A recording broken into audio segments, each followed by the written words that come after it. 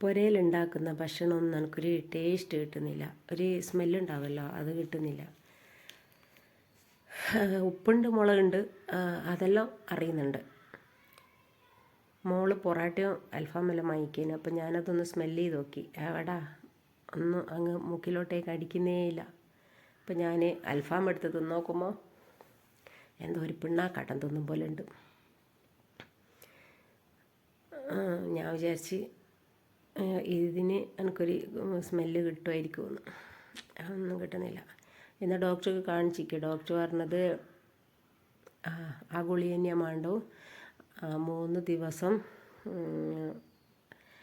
Antibiotic തന്നതല്ലേ, അത് കുടിച്ചാൽ തന്നെ ഏകദേശം മാറും. നിങ്ങൾ കുടിക്കാണ്ടിരുന്നത് കൊണ്ടായിരിക്കും. ഞാൻ പറഞ്ഞു എനിക്ക് വായിൽ എന്തോ ഒരു പുണ്ണ് പോലെ വന്നിട്ടാണ് കുടിക്കാണ്ടിരുന്നത്.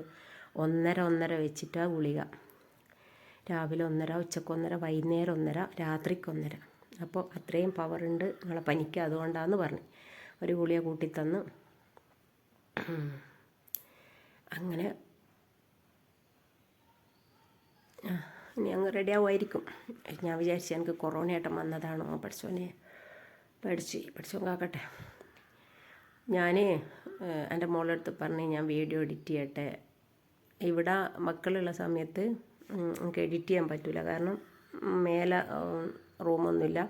പിന്നെ സപ്പോർട്ടീവ് അല്ലാത്തതുകൊണ്ട് എനിക്ക് എഡിറ്റ് ചെയ്ത് അപ്ലോഡ് ചെയ്യാനും പറ്റില്ല. അപ്പോൾ എൻ്റെ അടുത്ത് പറഞ്ഞു, ഉമ്മാൻ്റെ സൗണ്ട് തീരെ മോശം, ഉമ്മ സൗണ്ട് വോയിസ് കൊടുക്കണ്ട, ഉമ്മ മ്യൂസിക് ആട്ടം വെച്ചോ.